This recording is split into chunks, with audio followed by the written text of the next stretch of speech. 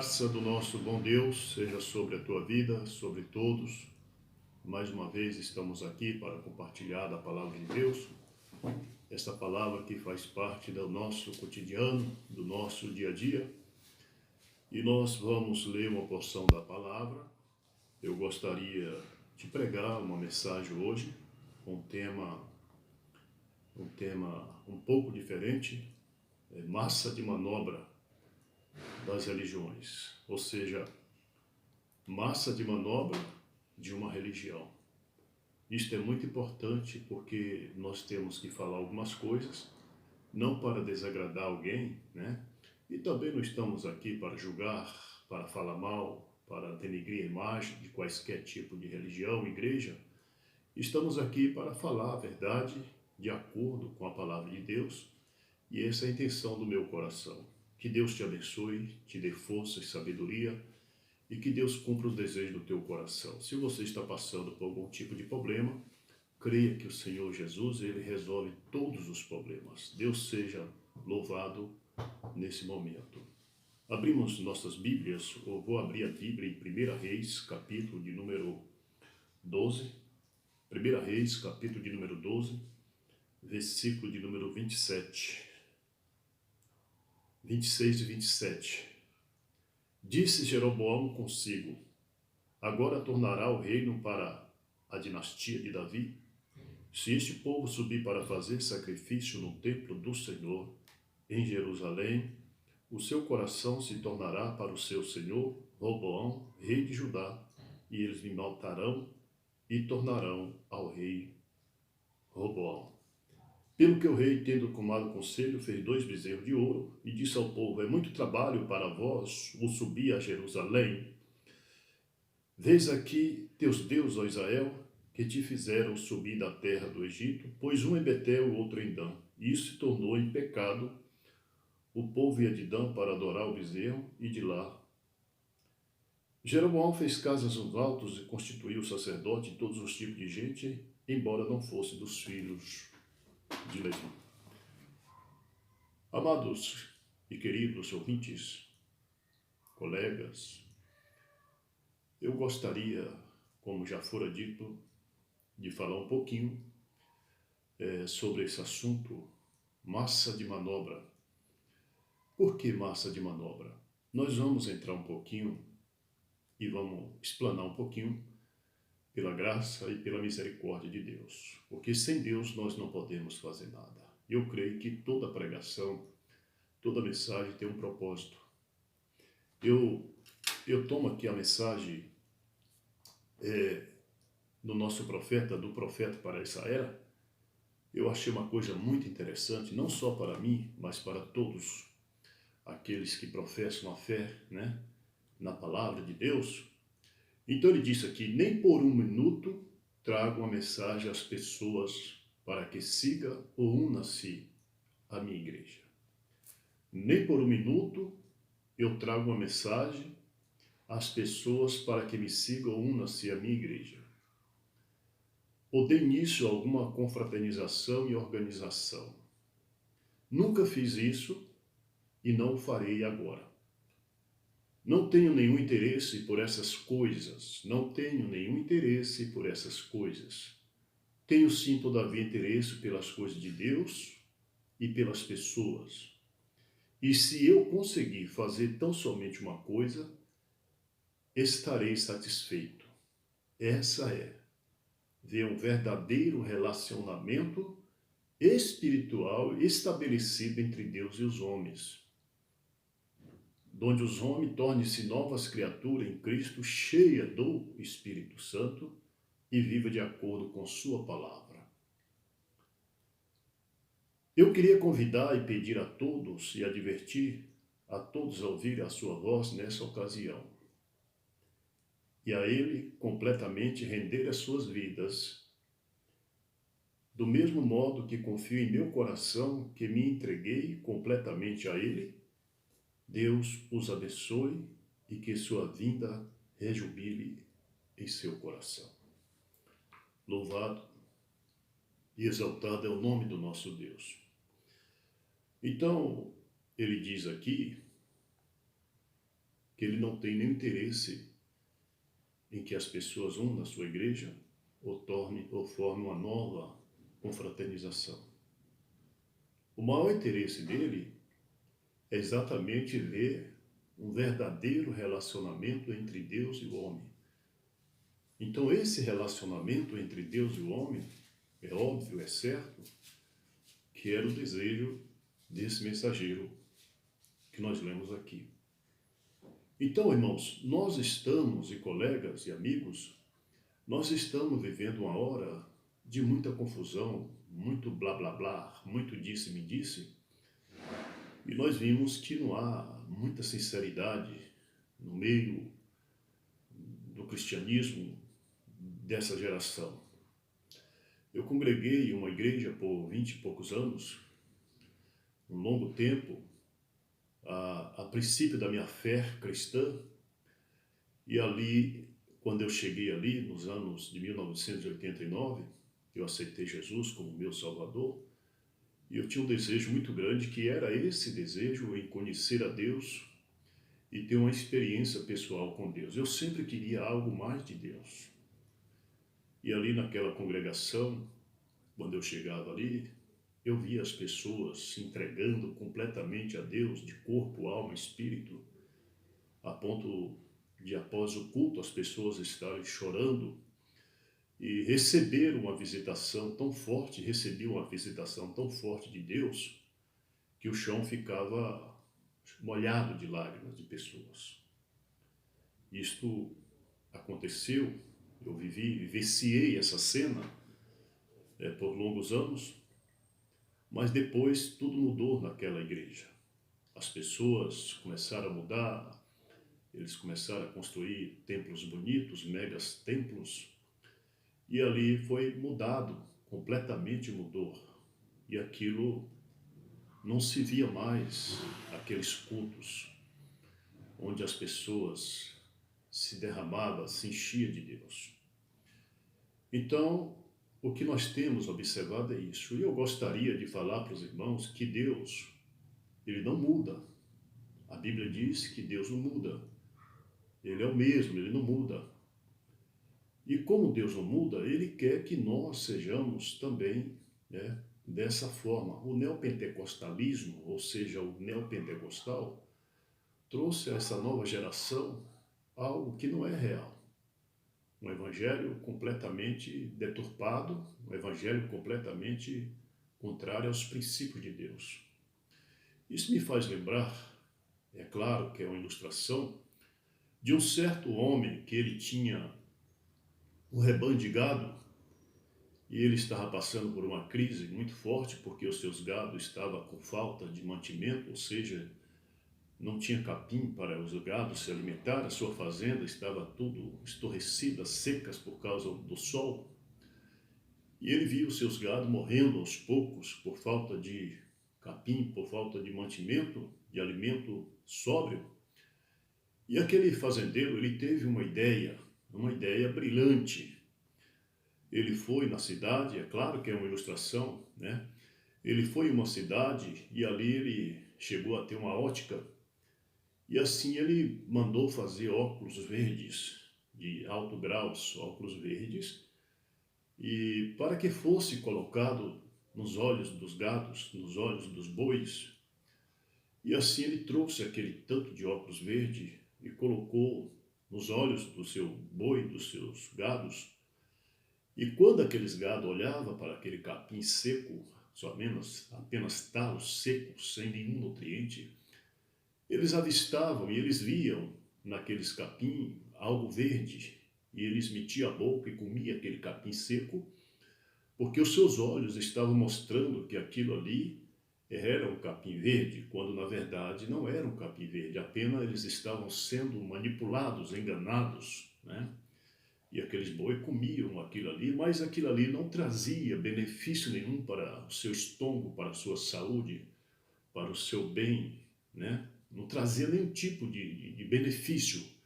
Eles estavam apenas achando que aquele capim era verde porque eles tinham sido manipulados, enganados apenas por um óculo verde. Esta é a razão que nós encontramos praticamente nos nossos dias. Um dias difícil, como diz a Bíblia, em 2 Timóteo, capítulo de número 3. Capítulo de número 3, versículo de número 1. O apóstolo Paulo disse: sabe, porém, isso, que nos últimos dias virão tempos trabalhosos, em que os homens serão amantes de si mesmo e só pensam em si, são egoístas. Nós vimos aí pessoas que estão passando por essa situação, as igrejas, os líderes são egoístas, só pensam em si mesmo. E no tocante ao sacerdócio, e nós podemos ver aqui, nós lemos na Bíblia, que Jeroboão, o que é que ele faz? A grande desvantagem de Jeroboão, e juntamente porque Israel foi dividido, e ali ele trouxe uma doutrina, trouxe algo que não era agradável aos olhos de Deus. Porque o que fez Jeroboão? Jeroboão, ele fez 2 bezerros de ouro, e pôs um em Dan e outro em Betel.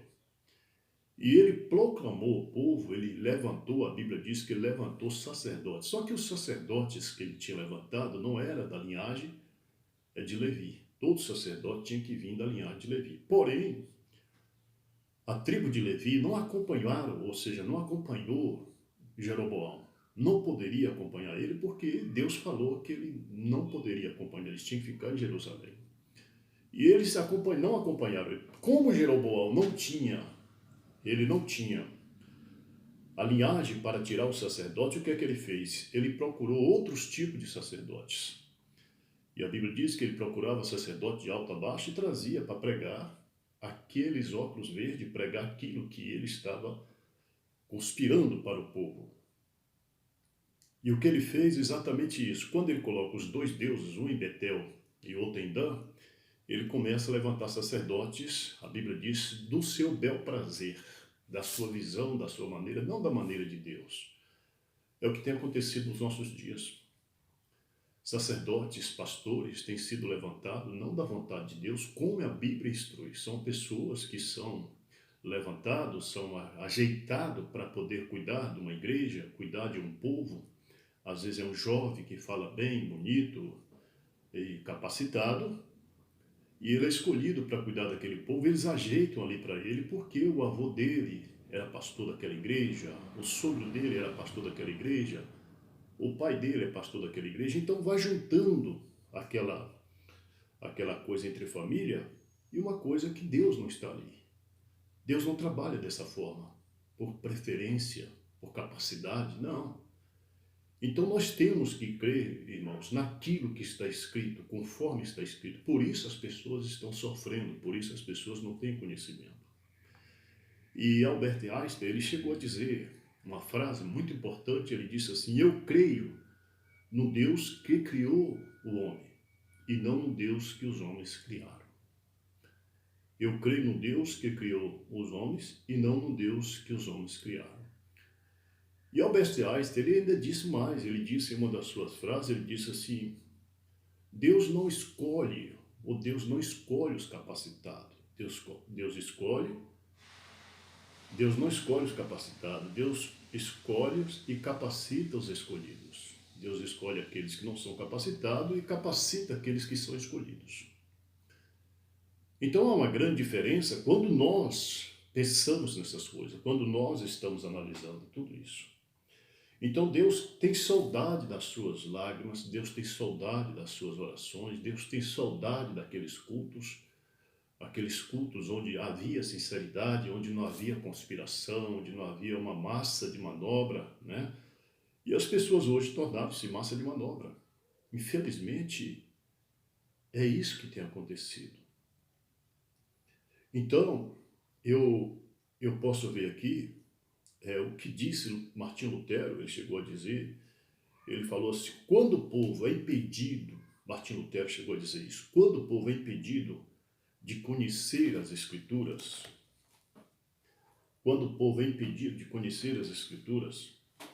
a salvação também é impedida. Viu só? Então, as pessoas parecem que são impedidas de conhecer as Escrituras. Eu estava conversando com alguns irmãos E durante o tempo eu estava observando o que eles falavam. Eles só falavam nosso pastor, nossa igreja, aquela idolatria, aquele apego à igreja, à denominação, aquele sistema. Por quê?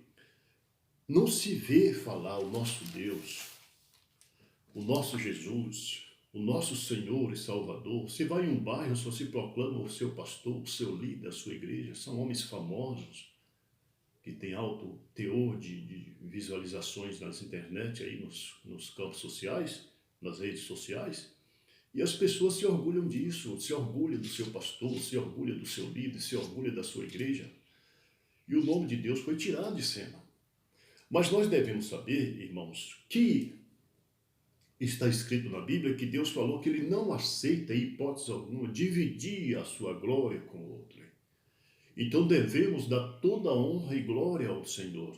É o único Deus que criou os céus e a terra, é o único Deus que te salvou e é o único Deus que está de braços abertos para te receber, para abrir os seus olhos, para abrir a tua mente, para que você saia desse enredo de ser massa de manobra do sistema religioso e até mesmo da liderança religiosa. Então é isso que nós temos que fazer, é isso que nós temos que ser. Agora, pessoalmente falando, eu pego mais uma frase aqui de Martim Lutero, onde ele diz: pensei que o velho homem tinha morrido, pensei que o velho homem tinha morrido nas águas batismais, ou seja, eu pensei que o velho homem tinha morrido nas águas do batismo. Lutero chegou a dizer assim: mas o infeliz sabia nadar.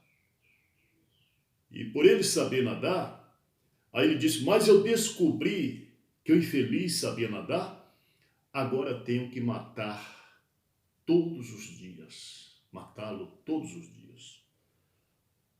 Ele sabia nadar, ele foi batizado, recebeu o batismo, e parece que converteu, parece que tinha mudado de vida. O velho homem foi sepultado nas águas batismais, mas ele ressuscitou, ele sabia nadar. E como ele sabia nadar, ele saiu fora e voltou para o velho homem com as mesmas forjadas, com a mesma vida suja, porém, às vezes, com cargo na igreja. Uma malandragem, alguma coisa dessa natureza, e por isso ele está ali exatamente para forjar, para trazer benefício para si. Não há sinceridade no coração, né? Estão interessados em fama, dinheiro, poder, e por isso fazem coisas que não é de acordo com a palavra de Deus, coisas que nós vimos que não é certo. E as pessoas que são massa de manobra sabem disso, às vezes muitos sabem disso, falam: não, eu sei que está errado, eu sei que isso aí está errado, a minha igreja é massa de manobra, o meu pastor é massa de manobra, está nos levando a essa condição, mas eu gosto assim mesmo, eu prefiro ficar assim mesmo. Você está sendo hipócrita.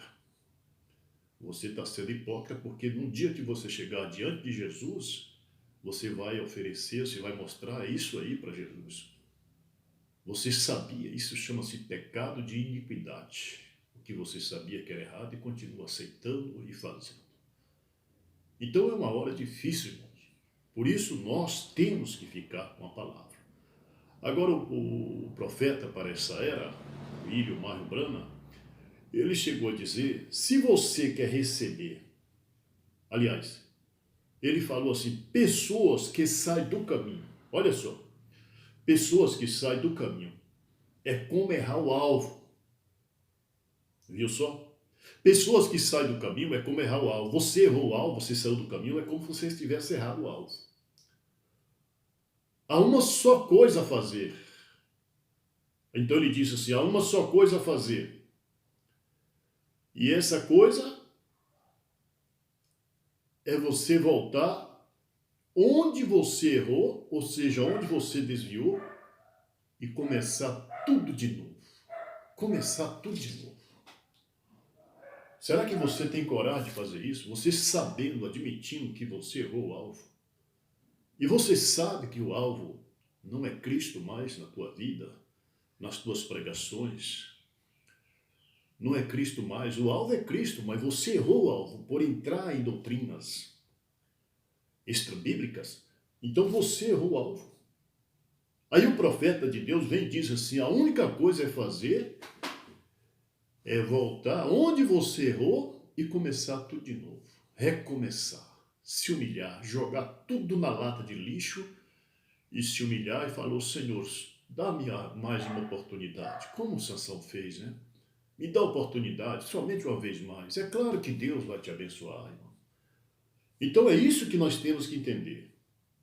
Nós temos que voltar para aquilo que é verdadeiro, nós temos que voltar para a palavra original e receber algo de Deus em nossas vidas. Por isso, o Billy Graham chegou a dizer: se você quer receber algo de Deus que você nunca recebeu, olha só o que diz Billy Graham.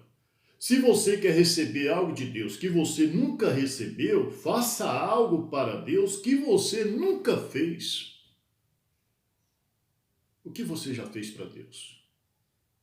Às vezes você não tem feito nada para Deus. Às vezes você tem feito para a massa religiosa, para o sistema religioso, para uma religião, para agradar o seu líder, para agradar a sua igreja.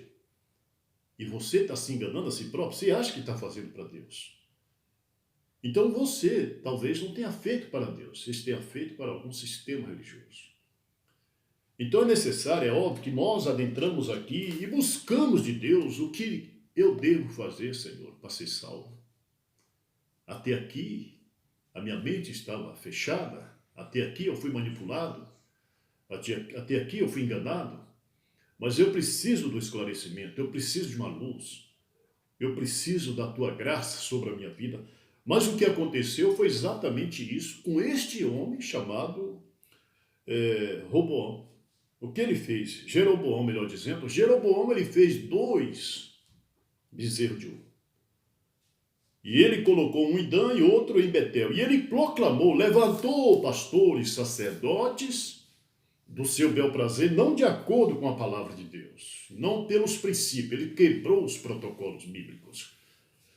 Então ele levantou pelo seu bel prazer, e ali levantou e mandou eles pregarem para o povo a seguinte mensagem: diz ao povo que não há necessidade deles irem lá em Jerusalém adorar no templo, porque eu fiz 2 templos para eles adorarem. Mas estava errado, porque o centro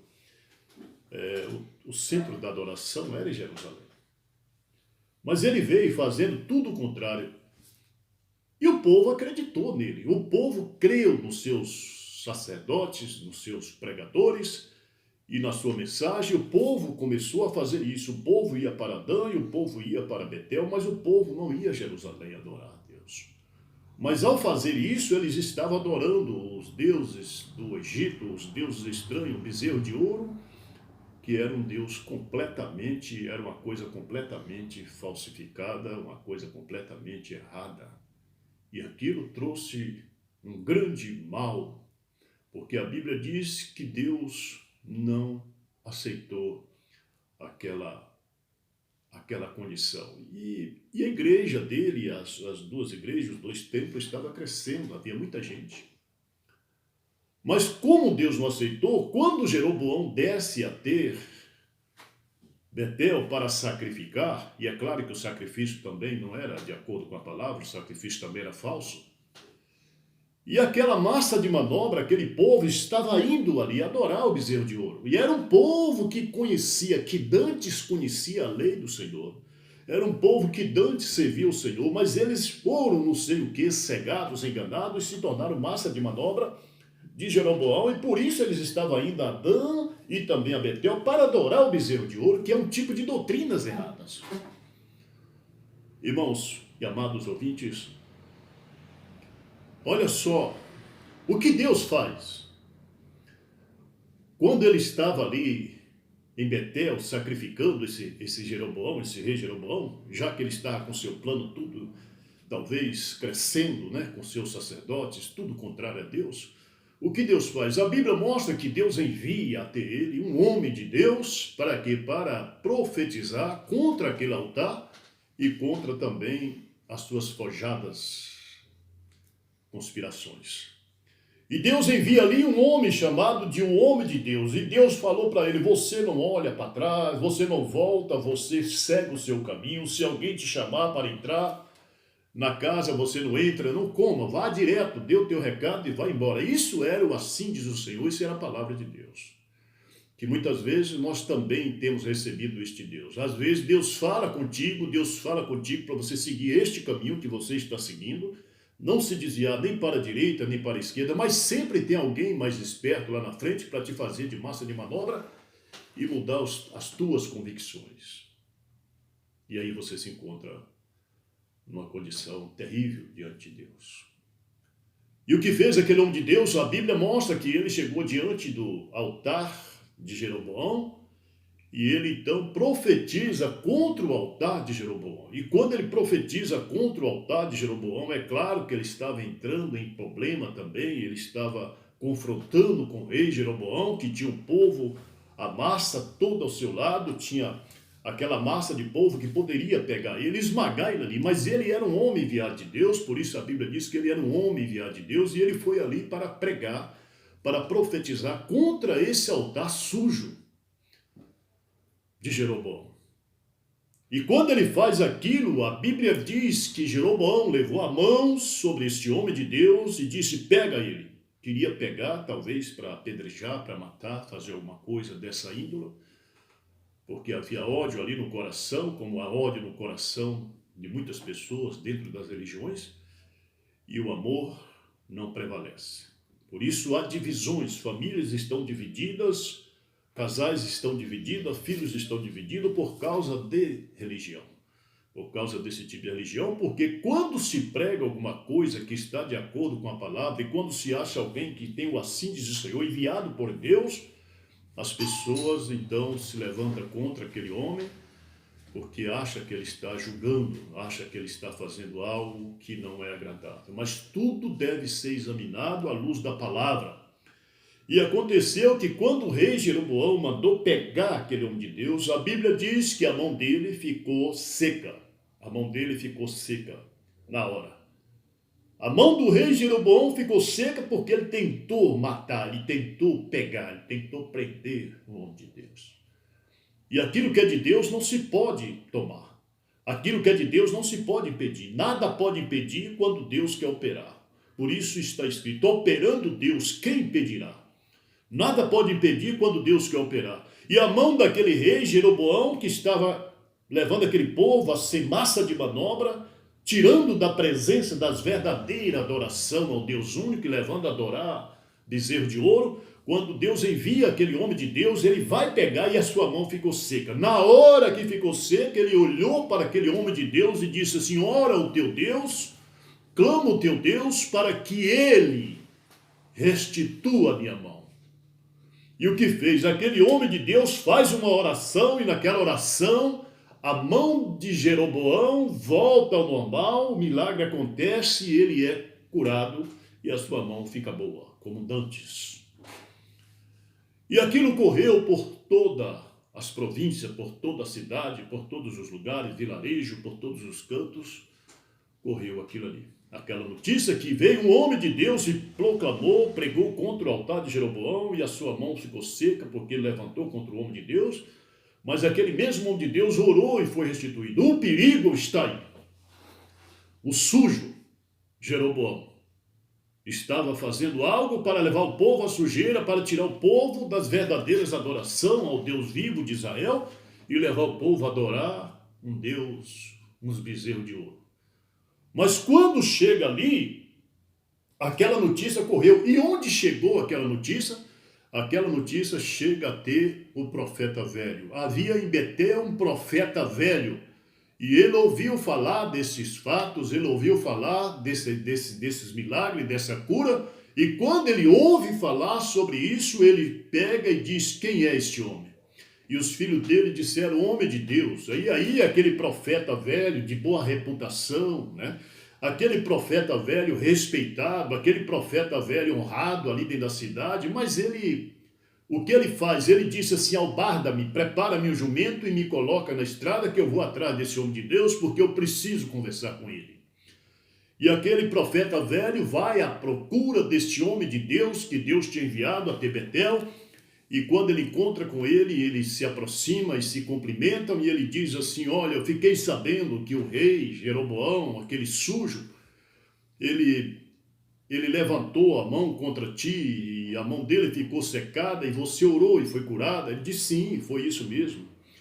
Aí ele disse: que maravilha, coisa assim, que maravilha, vamos na minha casa para nós nos assentarmos e comermos e falarmos da palavra de Deus e coisa assim, né? Sentar-se na mesa, voltar na sua casa e sentar na mesa. O homem de Deus disse para aquele profeta velho, há muitos profetas velhos por aí, viu? Há muitos profetas velhos, cheios de reputação, famoso, né? E as pessoas querem profetas velhos, famosos, né? Querem esse tipo de pessoas.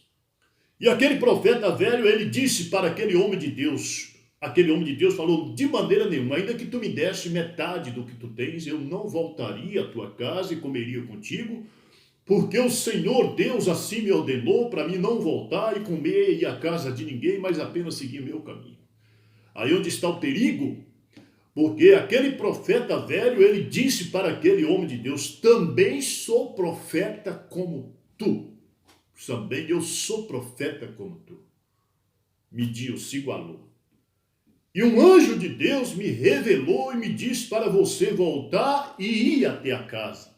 A minha casa e comer e beber. Está vendo o perigo das revelações forjadas? Das revelações extra-bíblicas? Daquilo que não está de acordo com a palavra? E ele entregou uma revelação para você que gosta muito de revelação. Tome cuidado com os profetas velhos. Tome cuidado com os profetas velhos, honrados, profetas famosos. Não vai nessas conversas, filtra com a palavra. O que Deus falou para ele, não volte, mas ele entregou a revelação, ele disse: eu também sou profeta como tu, e Deus manda, e o anjo do Senhor me revelou que é para você voltar e comer. O que fez aquele homem de Deus? Ele caiu na lábia daquele profeta velho. Ele creu nos argumentos daquele profeta velho, talvez por causa da sua reputação. Está vendo, irmão? Não creio em argumento, de pregação forjada de profeta velho, só porque ele é famoso, só porque ele tem honra. Fique com a palavra, te liberta disso. Peça a Deus para te libertar desse espírito, desse engano. Porque você não tem visto o resultado na tua vida. Você sabe que a tua vida está um caos espiritualmente falando. E ele voltou e comeu e sentou-se na mesa do profeta velho, estava comendo, estava descontraído, e de repente aquela mesma boca, aquele mesmo profeta recebe uma mensagem, ele entrega uma profecia àquele homem de Deus e diz: olha, porque tu foste rebelde, está vendo? Porque tu foste rebelde à boca do Senhor, quando Deus falou para você não entrar e voltar na casa de ninguém, e tu vieste e voltaste, sentaste, entraste aqui na minha casa, por isso tu não verás mais o teu pai, tu não serás sepultado na sepultura dos teus pais. Era a profecia. Não volte para trás, irmão. Não seja iludido com o sistema religioso. Peça a Deus para abrir o teu entendimento. Não cai nessa cilada, não vive dessa forma. Viva um verdadeiro relacionamento entre Deus e você. É o que o profeta disse. O desejo do profeta é ver um verdadeiro relacionamento entre Deus e o homem. A mensagem é isso. O que eu estou pregando para você é isso. Eu estou pregando exatamente para Deus abrir os teus olhos e você ter experiência pessoal com Deus, como eu tenho, e viver uma vida liberta de todos os atalhos diabólicos e ficar com a palavra de Deus e amar o Senhor acima de todas as coisas. E aquele homem de Deus, quando ele sai, que ele vai para o caminho, a Bíblia diz que um leão saiu e o matou, e ele se encontrou morto, morreu por causa da desobediência. Que Deus tenha misericórdia de nós. Que Deus abra os nossos olhos, que Deus nos dê força, que Deus nos liberte, que Deus te liberte dessa armadilha, para que você não seja massa de manobra de uma religião, para que você não seja massa de manobra do sistema religioso, porque os outros falaram. Não, seja um cristão, fique ao lado da palavra. Que Deus te abençoe e te guarde. Senhor Jesus, que a graça do Senhor seja sobre essa vida agora e sempre. Que o Senhor abençoe essa vida em nome de Jesus Cristo. Amém.